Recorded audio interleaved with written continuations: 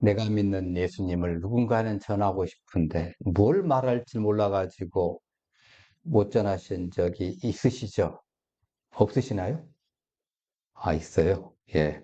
성령 강림 주일은 그걸 해결보는 이제 주일로 생각하시고 기도하시면서 같이 말씀을 우리 보십시다. 예. 이 성령 강림 주일은 이제 예수님께서 죄 빠져 허덕이는 인류를 구원하고자 하나님이 기획하시고 성자 하나님께서 이제 이 땅에 성육신하서 오셨죠. 예, BC 6년 이제 5월 14일, 우리는 12월 15일로 착각하고 있지만은 5월 14일입니다. 이때쯤이에요. 그때 탄생하셨습니다. 이건 이제 유대력입니다. 30살쯤에 공생의 삶을 사신 예수님께서 AD 30년 4월 3일 수요일입니다.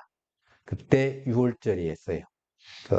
그래서 그때 십자가에 죽으시고 4월 6일 토요일에 오후 6시 전후에서 이제 부활하신 겁니다. 그렇게 이제 추정이 됩니다.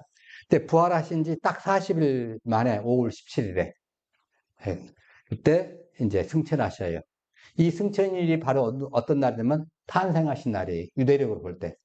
이 땅에 오신 날, 이 땅에서 승천하신 거예요. 이후에 몇 날이 모돼서 이제 성령을 선물로 받겠는데 이 날이 오순절이죠. 예수님께 태어나신 지 난 지 며칠 만에 할례 받으셨잖아요. 그때가 오순절이었어요. 이게 딱 맞아 들어가는 거예요, 이게. 자, 예수님께서 어린 양으로 십자가에서 못 박히신 이제 정확하게 50일째 되는 날이 바로 오순절 날이에요. 우리 지금 성령 강림절로 우리가 하고 있지만은 그날 예수님께서 이제 약속하신 성령님이 강림하십니다. 그러니까 창조 시작부터 성령님은 성부 하나님이 계획하시고 성자 하나님이 시작하신 것을 완성하시고 보존하시는 일을 성령님이 하시는 거예요. 그게 오순절로 그리스도 안에서 새로운 창조가 시작이 됐거든요. 사도행전 2장 문제 보시면 성령님께서 교회에 능력을 베푸시기 위해서 오셨습니다. 그러니까 삼일체 중에 제3위로서 새 언약 시대 하나님의 임재를 특별히 나타내시는 분이에요. 성령님은 새 하늘과 새 땅에서 완전히 나타나실 어떻게 하나님의 나타나심의 첫 열매고 보증이라고 할 수 있습니다. 자, 오순절에 성령님의 강림으로 하나님의 말씀이 열방의 언어대로 선포된 거 기억나시죠? 사도행전 2장 여러분 읽으셨으니까. 그리고 이제 제자들은 예루살렘과 유대와 사마리아를 거쳐서 땅까지 복음을 전파해서 오늘날 어디까지 이르렀어요? 우리에게까지 이르렀어요. 근데 그 과정에서 수많은 핍박과 환난과 박해가 있었어요. 그냥 뭐 꽃길을 걸어서 여기까지 온 게 아닙니다. 수많은 사람이 죽고 다치고 뭐 이런 많은 사건들 속에서 여기까지 온 거예요. 자, 예수님께서는 앞으로 어떤 일이 벌어질지 이걸 미리 아시고 제자들에게 예비 교육을 시키는 장면이 바로 오늘 장면입니다. 그래서 우리가 이걸 보시면 너희들 갈 때 이 마음을 가지고 나가라 이제 그렇게 얘기를 하시죠. 그래서 내 제자 된 너희들은 12제자를 딱 불러 모으시고 사람들이 너희들을 괴롭힐 거야. 그리고 핍박할 거야. 환란이 있을 거야. 고난도 갈 거야. 때로는 채찍을 할 거야. 그때 뱀같이 지혜롭고 비둘기같이 순결해야 돼. 이걸 지금 말씀하시는 거예요. 그래서 먼저는 종교 지도자들한테 잡힐 것이고 그래서 공회에서 일단 고난 당하면서 채찍질을 당할 거라는 거예요. 자, 그 다음에는 종교 지도자뿐만 아니라 세상 권세를 잡은 자들에게도 끌려갈 것을 말씀하십니다. 그래서 갈료라든가 베스도라든가 가이사라의 그 벨릭스라든가 데살로니카의 그 읍장들이라든가 이런 다양한 사람들에게 이제 있는 그 통치자들이나 또 지방 행정관들이 있거든요. 그런 왕들, 팔레스타인의 그 통치자들, 분봉왕, 헤롯 팔레스타인 이스라엘만 가지고 세 군데로 나눠가지고 막 했잖아요. 잘라서 통치됐지 않습니까? 그런 사람들이 로마 제국의 비호에 있는 그 지방 토 세력들, 그리고 로마 황제 앞에까지 끌려갈 것을 지금 예수님께서 보시고 한 거예요. 또 장차는 단기간에 보셨지만 장차는 지금도 밀림 속에서 그리고 이슬람권에서 아주 그냥 험하게 예수 믿는 것 하나 때문에 자기의 모든 것을 포기해야 되는 그런 수많은 사람들에게 이걸 알려주시는 거죠. 너희들 당할 거야. 내 목숨 걸고 믿어야 돼. 예. 그렇게 지금 얘기를 하시는 겁니다. 자, 이렇던 종교 지도자를 달게 세속의 통치자들한테까지 가게 될 거란 거예요. 그러니까 가자마자 바로 죽이는 것은 아니잖아요. 죽이더라도 또 가자마자 바로 잡아주는 것도 아니고. 예. 그 제자들이 세상 법정에서 서게 될 것이라는 거죠. 여러분 법정에서 증언대에 서보신 적이 없으시길 바랍니다. 그런 일이 안 생긴 게 제일 행복한 거고요. 일 생기면 골치 아파요. 출석하는 것만도 골치 아파요. 피고가 됐든 원고가 됐든 증인이 됐든 배심원이 됐든 자죽은 골치 아픕니다. 돈 받고 하는 판사들은 할만한데 그거 빼놓고 이제 다른 건 안 하고 싶더라고요. 예. 하여튼 근데 이 증인으로 간다는 거예요. 이 복음이 갈릴리 지역과 유대 지역의 한계를 넘어서 세계적으로 이제 전파될 건데 이에 비례해서 만난 가는 곳곳마다 환영할까요? 반대하죠. 왜냐하면 예수님이 가는 곳곳마다 전부 반대하는 그 메시지가 들어있어요. 세상에 있는 자기 나름대로 신을 섬기고 있는데 야, 그 신 다 가짜야. 예수님만 진짜야. 그런데 그 좋아할 사람이 누가 있겠습니까? 예. 그 애언대로 예수님의 애언대로 베드로는 네로 황제 앞에 끌려갔다는 얘기가 있잖아요. 또 사도 요한은 도미시안 황제 앞에 있죠. 그리고 사도 바울은 로마의 총독들과 로마 황제 앞에까지 가가지고 이제 이렇게 당했다는 그 얘기가 지금 전해오잖아요. 많은 사도들도 다른 사도들도 다른 임금들 앞에 끌려 나갔다고 전해오고 있습니다. 그렇게 복음이 그런 과정 속에서 그걸 통해서 이방인 사이에 복음이 전해가는 거예요. 그러니까 민주주의가 어떤 분은 뭐 피와 땀을 먹고 민중의 피와 땀을 먹고 성취됐다고 그러는데 사실은 이 복음이 우리에게 전해오기까지 수많은 분들의 기도와 피와 땀이 있었던 거예요. 예. 그래서 선교사님들 여러분 존경해야 돼요. 자주가. 자, 이렇게 가르침을 받은 제자들은 동족들이 이제 유대교의 교권주의자라든가 또 유대적인 문화라든가 그런 것에 의해서 핍박을 하고 또 권력을 가졌잖아요. 그 바리새인들라든가 그런 권력에 의한 정치적인 탄압 이런 과정을 통해서 복음이 전파되는 거예요. 아이러니하게도 기독교 위대한 진리와 예수님의 십자가 죽음과 부활 이걸 가지고 아주 생동적이고 폭발감 있게 이제 증거를 한 겁니다. 여러분 사도행전 읽어보면요. 그냥 편하게 가서 복음이 전해진 게 별로 없어요. 그냥 목숨을 걸고 했을 때 그때 복음이 막 전해집니다. 예. 더욱이 그 사람들의 이제 순교라는 것은요. 이제 순교하면서 이 순교하면서 주는 메시지가 있어요. 나 예수님 때문에 죽어 하는 그 메시지 속에 이만큼 이 복음이 위대하다는 거예요. 사람들이 아무리 좋은 거라도 너 목숨하고 바꿔야 하면 꼬리 내리고 나 포기. 그렇게 되는데, 그래, 바꾸지 뭐. 바꾸지 뭐. 하고 하는 거예요. 그러니까 이 진리의 그 무한한 생명력을 확증해 주는 거죠. 순교한 것 때문에. 그게 아주 최선의 증표가 된 겁니다. 그렇다고도 김 목사님 부부 가서 순교하게 해주옵소서. 그런 기도는 하지 마세요. 아직 때가 남아 있으니까. 자, 그런데 그때 딱 붙잡히면 이제 이게 무엇을 말하지? 뭘 말해야지? 당장 내 목숨도 이태롭고 복음은 전해야 되겠고 여러분 뭘 말해야 되겠어요? 내가 빠져나갈 살 길을 얘기해야 되겠어요? 아니면 복음을 전해야 되겠어요? 그때 무엇을 어떻게 할지 무엇을 말할까? 이거 걱정하지 말라는 거예요. 그 말을 주신다는 거죠. 그러니까 제자들을 이게 넘겨주는 거 누가 이제 그 권세자들한테 넘겨주냐면 복음을 반대하는 사람들을 넘겨주겠죠. 그래서 유대 지도자들도 넘겨주겠죠. 각 나라에 흩어져 있는 그 흩어진 유대인들, 디아스포라 이 사람들의 그 해당에 가서 먼저 복음을 전하고 그 사람들이 반대하면 이제 그 사람들이 붙잡아가지고 그 동네 행정기관에 고발을 하게 됩니다. 데살로니가전서 뭐 이런 사도행전 보면 맨날 얻어 터지고 깨지고 빌립보에서 막 얻어 맞고 그러잖아요. 감옥에 갇히고. 네. 누가 그걸 넘겨준 사람들이 대부분 유대인들이에요. 네. 그래서 이 주님의 제자들이 가서 복음을 전할 때 가장 복음을 반대한 사람들이 바로 유대인들이었어요. 예. 그래서 이 사람들이 고소하고 고발하고 그래서 제자들은 옥에 갇히고 얻어 터지고 깨지고 그때 어떻게 말할지 무엇을 말할지 염려하지 말라고 하시는 거예요. 사실 여러분 근심과 걱정, 불안과 염려 이거 하나님 신뢰하지 않는 작품들입니다. 예, 자신의 힘으로 내가 당면한 것을 내가 해결해 보려고 하니까 근심이 생기고, 걱정이 생기고, 불안하고 염려하는 것이지, 하나님한테 싹 맡겨버리면 불안할 게 없어요. 기대가 돼요, 이제. 예. 그러니까, 이거 앞에다 놓고 잡혀가면, 내가 만약 잡혀가면 이 말을 해야 되겠다. 이거 변명결을 미리 준비하는 마음은요, 예, 그리스도인의 그 순수성과 그 위선과 허위의 탈을 드치는 위험성을 낳게 하는 거예요. 오직 하나님만 신뢰하고 예수님의 제자로서 순결한 영혼을 보존하는 자는 답변에 대한 염려는 하지 않습니다. 예, 뭘 말해야 할지 그때 주실 거니까 성령님이 역사하실 것을 믿고 염려를 주님께 맡기면 그 염려의 원인을 완전하게 해결해 주셔요.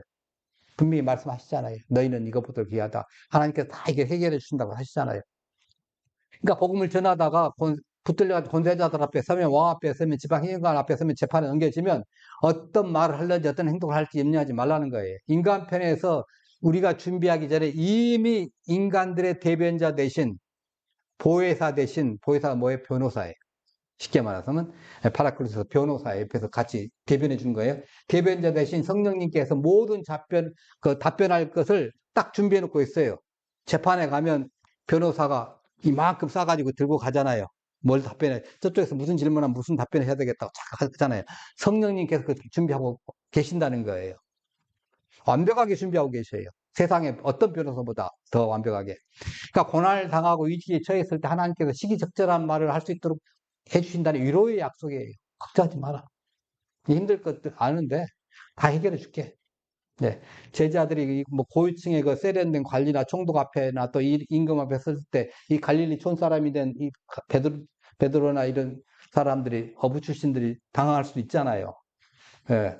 그렇지만 도대체 무슨 말을 부터 해야 될지 어떻게 해야 될지 지신해야 될지 그거 염려하지 말라는 거예요. 두려워하지 말라는 거예요. 자, 그러면서 말씀을 하십니다. 20절 우리 같이 한번 봅니다.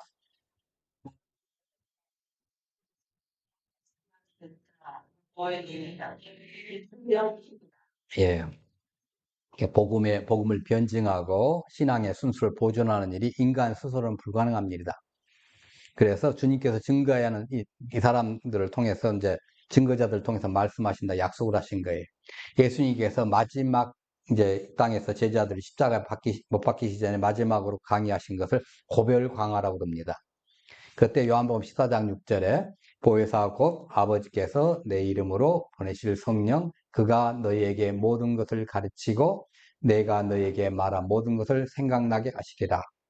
이렇게 말하면서 앞으로 성령님의 도우심으로 복음 사역을 이렇게 쫙 해나갈 것을 미리 예고를 하신 거예요. 내 대신 성령께서 책임질 거야. 자, 근데 이 고별 강화보다 지금 오늘 본문이 지금 저 요한복음 26장인데 저건 십자가에 그 못 박히 일주일 전입니다. 늦어도 많이 있어도. 근데 지금 이 사건은 최소 6개월에서 1년 전이에요. 예. 그러니까 훨씬 시간적으로 앞서 있어요. 근데 이것은 당대 이 앞에 있는 12제자이면 적용되는 성령님의 특별 사역에 일하는 것은 맞습니다. 네. 왜냐하면 그 사역은 이 성령님의 사역은 고별 광화의 약속대로 오순절 성령 강림 이후부터 현저하게 시작돼서 지금까지 계속 쭉 되고 있어요. 지금까지 오늘날 이 시간까지도. 네. 그래서 여러분이 그 말씀을 듣는 중에 이해되게 하시고 또 깨달아지게 하시고 그 말씀 믿어지게 하시고 지금 성령님께서 하시는 거예요. 제가 뭐 제 입을 통해서 말씀을 하셨지만은 네.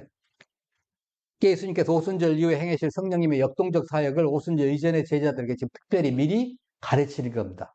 미리 가르친 거예요. 그리스도를 증거하다가 위급할 상황에 처하게 될 때 그들의 처지를 안전하게 보살펴 주겠다고 미리 약속하고 교육을 시키신 거예요. 제자들은 세상 법정에서 권세자들 앞에서 예수님의 부활의 증인으로 나서야 되지 않습니까? 핵심이 부활의 증인이거든요. 예. 복음 전하라 그러면 뭐예요? 핵심이 뭐예요?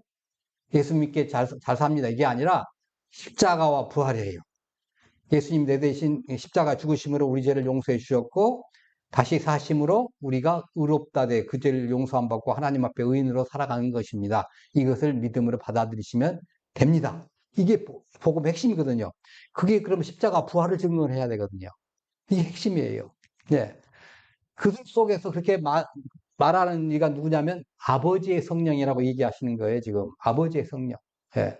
그러면 여기 이제 제자들에게 뭐라고 해요? 누구의 아버지 실질상 예수님이 아버지인데 제자들에게 자기의 아버지를 갖다가 너희들의 아버지라는 거예요. 그러면 어떻게 하나님께서 이 제자들의 아버지가 되냐는 거예요. 네, 그걸 이 시간 보십시다. 자, 사진 올려주세요. 네. 여러분, 올라오는 사진의 시절을 기억하시려는가 모르겠습니다.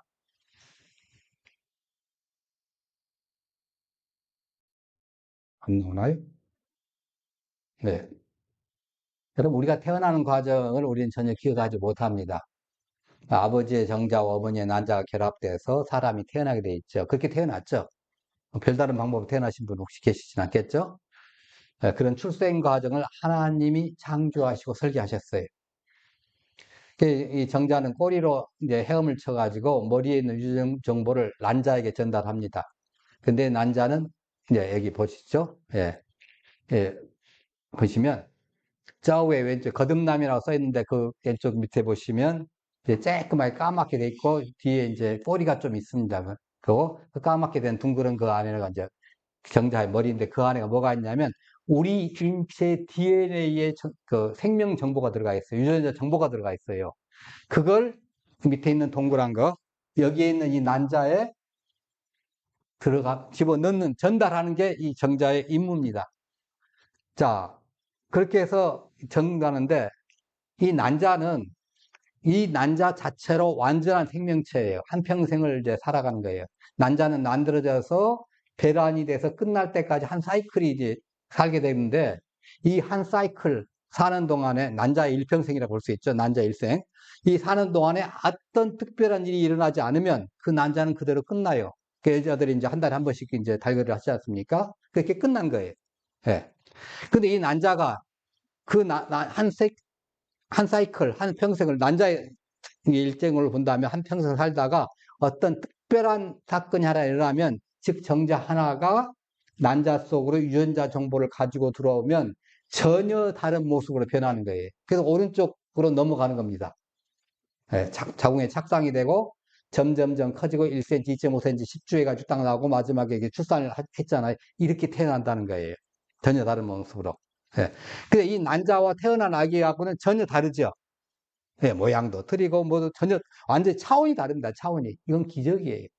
진화론자들은 이걸 한 100만 년 정도의 진화의 과정을 통해서 될까 말까 하는 그 과정이랍니다.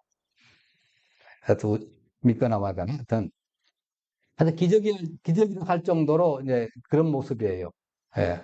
그러면 이제 태어난 사람은 정자와 난자의 주인을 부모님으로 모시고 역시 이 사람의 일생을 한 사이클의 삶을 살아가는 거예요. 네, 그 다음 걸 챙겨주세요. 네. 이 사람도 마찬가지입니다. 한평생을 사는 동안에 어떤 특별한 일이 일어나지 않으면 그 사람은 그대로 죽어요. 자, 1번이 뭐예요? 아까 그렇게 해서 태어난 사람이에요.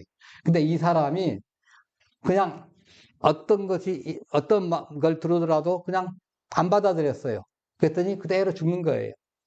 그게 만인데 한 사람이 한평생 사는 동안에 어떤 특별한 사건이 하나 일어나면 마치 생명 유전자가 그 메시지, 유전자의 생명 정보가, 생명 메시지가 난자 속으로 들어와서 잉태가 되듯이 구원 생명에 관한 메시지가 이 사람 속으로 들어가면 전혀 다른 세상으로는 건너가는 거예요.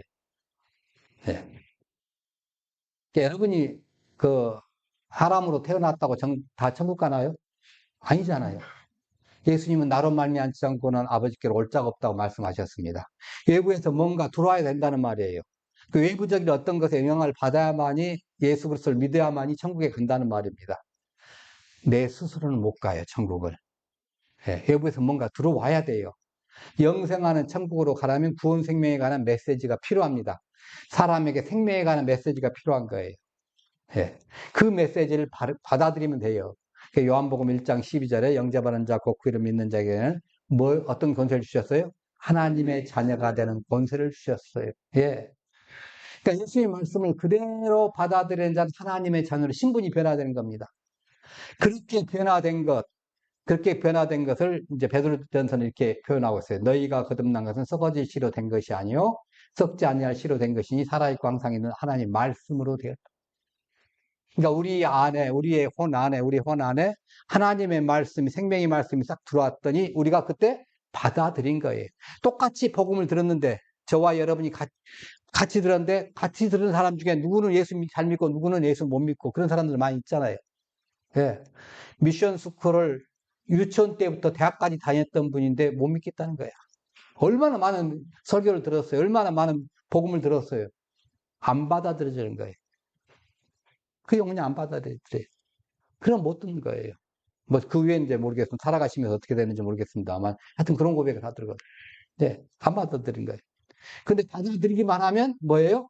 거듭난 거예요. 이 거듭났다는 건 위로부터 났다는 거예요. 누구로부터 났다는 거예요? 하나님으로 났다는 거예요. 하나님의 말씀이 우리의 영 안에 쑥 들었는데 우리가 거듭났죠. 그러면 그 안에 우리가 뭐가 있어요? 성령님께서 함께 하신 거예요. 그때부터. 네. 난자는 정자를 받아들일 준비가 설계되어 있지만 난자가 표면에서 또 정자가 못 들어오도록 철벽 수비를 할 수가 있잖아요. 철벽 수비를 하면 아무리 해도 못 들어갑니다. 사람도 마찬가지예요. 어떤 사람의 혼도 외부로부터 어떤 메시지를 받아들일 수 있도록 설계가 되어 있어요. 기본적으로 생명 메시지를. 근데 마음을 닫으면 그 메시지가 마음을 열면 그 메시지가 자기 안으로 딱 들어오는데 마음을 닫으면 그 메시지가 자기 안에 못 들어옵니다. 그럼 어떤 결과가 일어나냐면 나를 저버리고 내 말을 받지 아니하는 자는 자를 심판할 리가 있으니 곧 내가 한 그 말이 마지막 날에 그를 심판해라. 마지막에 심판받는 거예요. 하나님의 자녀로 태어나지도 못하고. 근데 반면에 지옥 가고 있는 인생이라 할지라도 천국 유전자가 들어있는 이 메시지, 생명의 메시지가 전해지고 그걸 우리가 마음의 문을 열고 받아들여지면 새롭게 태어난다고 거듭난다고 말합니다. 그 말은 위로부터 난다는 말이고 하나님 주신 천국의 유전자 정보 메시지를 받아들이면 하나님의 자녀가 된 거예요. 그래서 하나님을 뭐라고 부를 수 있어요? 아버지라고 부를 수 있는 거예요. 예. 자, 그러면 그 사람의 혼을 살리는 게 뭐예요? 영이에요. 예, 요한복음 6장 63절에 살리는 것은 영이니 육은 무익하니라 내가 너에게 이런 말은 영이요 행이야. 그러니까 우리의 영이 뭐냐면 여러분 자꾸 그 서양의 할리우드 영화에 가서 귀신들이 이렇게 뭐 연기처럼 사라지고 그 역을 생각하지 마세요. 그거 버리고 뭐라고 그래요? 내 말이 영이요 생명이라. 예수님의 말씀이 영이요 생명이라 했잖아요. 우리 안에 그 말씀이 살아 움직일 때 성령이 살아 움직이시는 거예요. 뭐 이상한 존재감을 느끼려고 생각하지 마세요. 할리우드 영화가 이거 참 이상하게 만들어 놨어요. 예. 말씀이에요, 말씀. 또 구약까지 본다면 하나님의 율법이에요. 예. 우리가 체감하기에는. 그, 대입해서 보면 정확하게 우리가 알을 수 있어요. 영을. 자, 아버지의 호칭은 성령의 호칭 가운데, 아버지의 성령 호칭 가운데 하나입니다. 또 뭐 그리스도의 영이라고 하기도 하잖아요. 이게 그리스도의 영이다, 주의 영이다, 하나님의 신이다 이렇게 얘기를 합니다. 그리스도의 말씀을 영이요 생명이라 한다면 본문의 아버지의 영은 뭐예요? 성부 하나님 말씀 의미한 거죠. 성령님을 의미한 거죠. 성령님을 그리스도의 영, 하나님의 영이라고 얘기하는 거예요. 살아 역사하시는 하나님의 말씀, 생명의 말씀, 거룩한 말씀이라고 하잖아요. 예. 그래서 요한복음 1장 1절에 태초에 말씀이 계시니라 이 말씀은 뭐라고 그래요? 곧 하나님이시라. 자꾸 눈에 보이는 거 잡아 있는 거 우리가 3차원의 사람이기 때문에 자꾸 보이는 거 이런 거 자꾸 상상하려고 하는데 그 상상하지 마세요. 그냥 말씀이다. 하나님 율법이다. 이렇게 생각을 하고 이렇게 하셔요. 예. 자, 여러분. 자, 예수님께서 자기의 아버지인 하나님을 가르쳐 제자들에게 너희 아버지라고 지칭하셨어요. 이때 제자들은 하나님에 대한 하나님의 자녀로서 친밀감을 느끼겠죠. 그렇지 않습니까? 그리고 아버지께서 나를 보호해 주실 것이고 그것 때문에 더욱 하나님을 신뢰하게 될 거예요. 우리 역시 하나님의 말씀, 생명의 말씀, 구원의 말씀으로 믿음의 말씀으로 받아들이면 성령님께서 역사하셔서 하나님의 자녀가 된다는 걸 배웠습니다. 자, 그럼 여러분은 하나님의 자녀이십니까? 예. 여러분 안에 누구의 씨가 있어서? 하나님의 씨, 생명, 하나님의 영이 있어서, 성령이 있어서. 그러니까 하나님의 자녀는 하나님을 먼 곳에 계신 분이 아니라 나와 혈연 관계에 있어요. 영적 혈연 관계에 있으신 분이에요. 그러니까 나를 조성하신 나의 아버지예요. 나의 고통과 죄악을 내버려 두시지 않습니다. 그런 아버지로 모실 수 있는 거예요. 근데 우리가 증거할 때 말씀하시는 이는 이 아버지가 아니라 아버지의 성령이에요. 실로 성령께서는 하나님을 아버지로 모신 모든 인격 속에서 영원히 함께 하시는 거예요. 영원히 같이 계시는 거예요. 성령님은 생명을 보호해 주시고, 생명을 우리에게 생명 주시고, 보호해 주시고, 봉사의 능력을 주시고, 또 죄로부터 뭐 깨끗하게 하시고, 예, 선지자들과 사도들에게 하나님의 뜻을 계시하고 하나님의 인자하신다는 증거를 주시고 하나님의 백성을 인도하시고 지도하시고 하나님의 자녀라는 확신을 주십니다. 이걸 준비하다 생각해보면 이런 생각이 들어요. 성령님이 딱 한마디 쉽게 생각하면 아기 엄마가 아기를 낳자마자 누가 키워요? 엄마가 키우는 거. 그 역할을 생각하시면 돼요. 예, 모든 것을 엄마가 다 해주잖아요. 자우지가. 그잖아요? 딱 낳자마자 그 순간부터 예, 계속 그걸 하잖아요. 하잖아요. 예, 예. 그 역할을 하신다 생각하면 돼요. 모름 가르쳐주고, 배고프면 먹여주고, 때 먹여주고, 가르쳐주고, 이거 다 역할이 성령님의 역할. 우리가 하나님의 사람을 하나님의 자녀로 태어나면 성령님께서 하나 더 챙겨주세요. 물론 태어날 때 성령님께서 역사하셨지만은, 그걸 쭉 하신 거예요. 예. 다만, 우리 삼일째 하나님이기 때문에 그냥 하나님이다 또는 예수님이다 이렇게 하셔도 그렇게 표현하셔도 무방은 합니다. 상관없어요. 그 잘못된 건 아니에요. 그러니까 엄밀히 보면 그렇다는 거죠. 예. 그래서 성령님은 또한 환경과 처지에 따라서 우리에게 지혜를 주시고 선한 변증할 것을 허락하십니다. 삼일체 하나님께서 위적인 역사를 통해서 우리를 보호하시는 은혜를 베푸시는 거예요. 그러니까 하나님의 자녀인 우리가 세상 권세자들 앞에서 가서 증인으로 설 때 하나님 아버지 되시는 하나님께서 보호해 주시고 우리를 챙겨 주시고 그럴 것을 약속하시고 성자 하나님께서는 그 약속을 보증하시고 성령 하나님께서 실제적으로 보호해 주시고 후원해 주시는 거예요. 실제적으로 뛰시는 분이 누구예요? 성령님이셔요. 예. 자, 그래서 그럼 우리 어떻게 해야 돼요? 우리는 성령 하나님의 역사하심을 따라서 마지막 날 예수님 다시 오시는 날까지 충성된 증인으로 살아가야 될 것입니다. 이 시간 우리 같이 기도하는 시간을 갖겠습니다. 하나님 성령님을 보내주셔서 거듭나